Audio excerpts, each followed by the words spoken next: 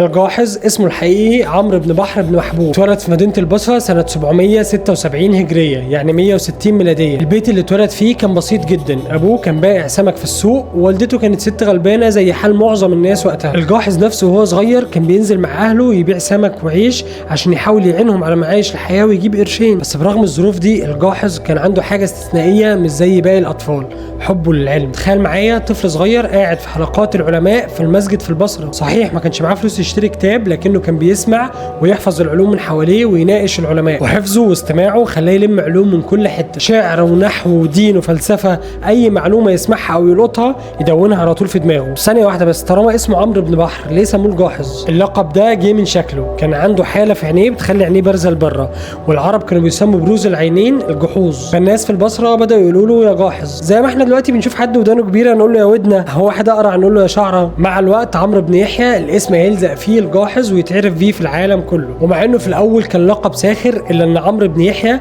قدر يقلب لقب الجاحظ من حاجه يتحرج منها للقب وبراند لنفسه، علامه مميزه مرتبطه باعظم كتبه وافكاره. الجاحظ وهو لسه شاب كان عقله زي السفنجه، يمشي في البصره يشوف العلماء، يسمع العلم، يسمع النقاشات، ويقعد يدون ويحفظ كل كلمه في دماغه. وما اكتفاش باللي حواليه، كان بيروح المكتبات الكبيره في البصره ويقعد يقرا اي كتاب يقع تحت ايديه.